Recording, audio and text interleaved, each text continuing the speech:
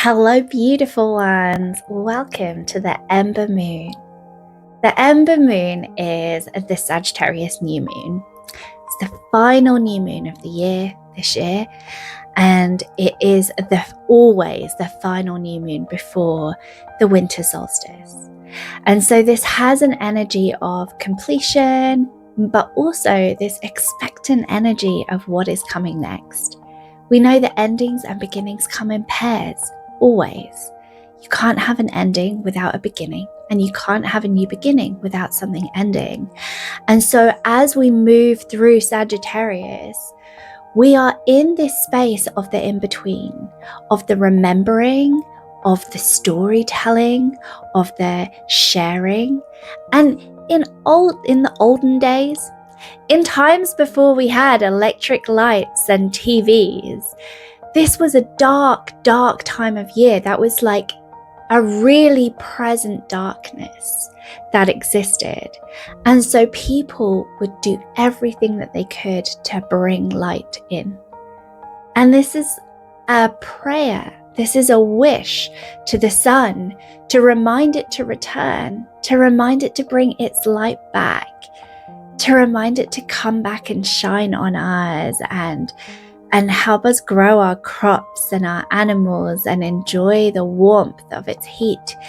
And so the stories that are told around Sagittarius are about light, are about love, are about community. And as we enter this Christmas season and we're thinking about creating the magic, and we're thinking about how many fairy lights we can fill our house with, and how much sparkle and how much beautiful shininess or tacky shininess, whichever way you go, like how much can we bring into our lives in this season that reminds us of the sun, that reminds the sun of us, and that brings its warmth back to us.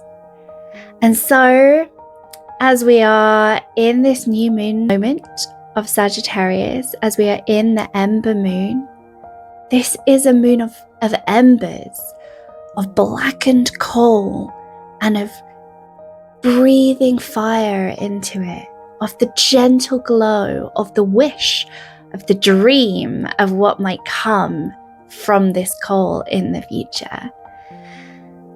So here we are with the ember of this new moon. And I am personally spending time reflecting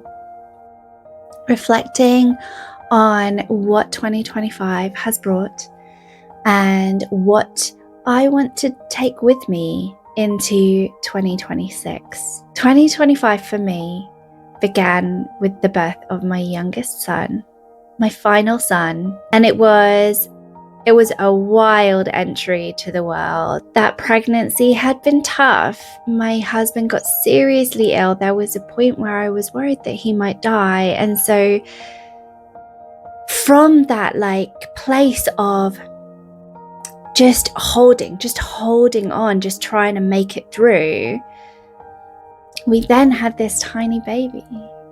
And by this point, my husband was recovering and was almost well.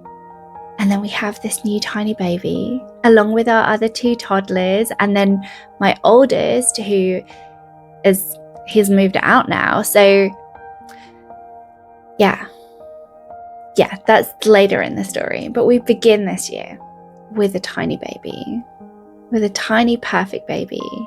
And with him came healing and love and magic, and also all of the super fun stuff that comes with babies, the chaos, the sleepless nights, the emotional healing, the physical healing from the birth, and having to do all of that with toddlers is just wild. Mamas of many, you know this feeling, right? And so as we entered into 2025, had this weird relationship with this journey into motherhood, in the knowing that he's my last, and just wanting to hold every special moment. Don't want to I don't want to miss anything. I don't want him to grow up. I know I do want him to grow up and live a full and beautiful life. And also, I just want to hold on to every one of these tiny little baby moments in a way that I haven't so much with my other children. It's always different, isn't it? It's always a different journey. We're always becoming a new person through every single one of these initiations into motherhood. And so 2025 begins with a literal birth. But 2025 for me has been a year of births. I have birthed this YouTube channel. I've birthed an entirely new phase in my business, which, to be honest, over the past 5 years has been like launching and then having a baby, and then launching and then having a baby, and taking about a year off each time. And it's been like a lot of,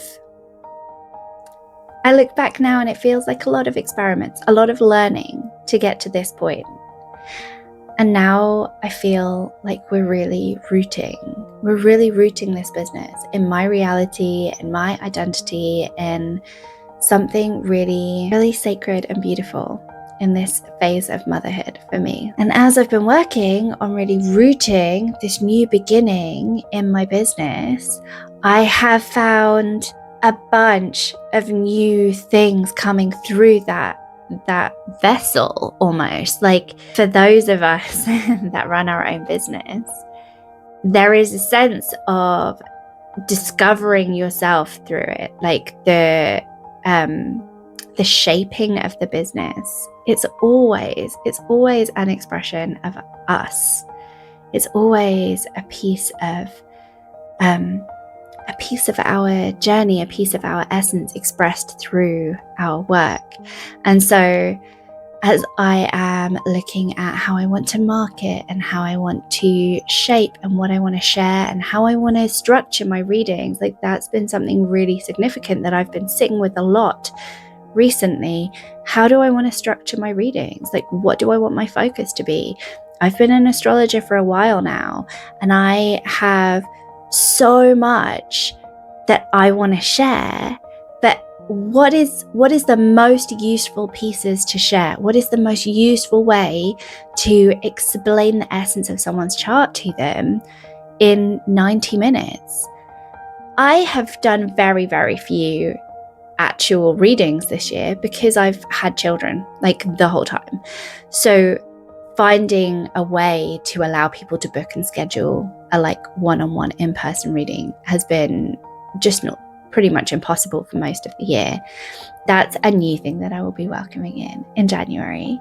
But for this year, I've had to like design readings that were different. Like, we've been doing readings on Telegram, which has been really magical and has opened up possibilities for me, looking at ways that I can do readings over like an extended period of time through voice notes with that like backwards and forwards. And there's something much more spacious about that format and much more open. And so I've really enjoyed experimenting with that and doing like mini pre-recorded readings and being able to just speak to the essence of someone's chart. And that's been evolving too. Like, as I've been doing these things, I've been thinking like, how do I want this to look? How can I help people to understand their chart in a way that is practical, that is useful, that is really affirming, and that speaks to the hearts of who they are, that calls out their magic, their gifts. And so that's been shifting and evolving and shaping into this like really rich archetypal process, archetypal format that is at this point is now shaping a lot of this end of things, or the things that I share. So it's like slowly filtering in. I'm rebuilding my website at the moment to bring in more of these archetypal lenses to my process, to the way that I share, and like trying to figure out how to explain that to people in a way that is relatable and helpful. And I'm sure that's something that will continue to evolve. But it has been just like a series of birthing things and allowing them to breathe, allowing them to take shape, allowing them to grow into their own thing, into whatever it is that they are supposed to be. And alongside this growth, for me professionally, for me personally, my oldest has gone off to uni, and that has been the weirdest thing. He doesn't live here at the moment. He'll be back for holidays and stuff, but right now he's 2 hours away, and that has been so beautiful to watch him spread his wings, and he's really thriving. But also my baby, he was a baby. And then my 4-year-old has just started school. My biggest is at uni. My next child has just started school, which has completely changed our routines and the ways that we do our day. And I never intended to send him to school. I thought I would homeschool, but it turns out he really wanted to go to school. So he has gone to school for as long as he wants to do that. So now I just have my 2 littlest ones, and it's been really precious to see them find their way without following their big brother, without, in many ways, we would follow what he wanted to do. But now my next child is finding his voice and finding his, figuring out what he wants to do and how he wants our days to look.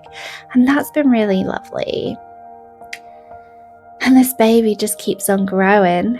It's been a year of births, but also this deep soul remembering, right? I really feel like this phase of my business is something that has been longing to be expressed for a long time. And it's really magical to have a space to express it. And this year I've done lots of experimenting, but I feel like we're stepping into a new year. We're stepping into a new beginning, stepping into a new level of storytelling, a new level of coherence in what I want to share here with you, and what I want to share in my readings and in the other ways that I share my content. And I am really looking forwards to taking this to the next stage in 2026, to introducing new frameworks, new ways of being, introducing you to new archetypes and the ways that they are shaping my work now. And I'm so excited to have you along for the journey.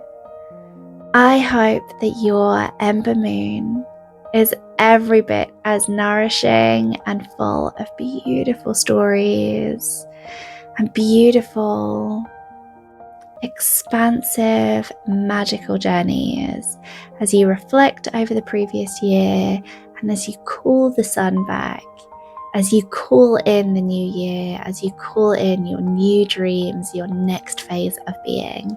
If you are new here and you just stumbled across this video, welcome to my holy hearth, to this holy hearth, our hearth, where we gather and we tell stories.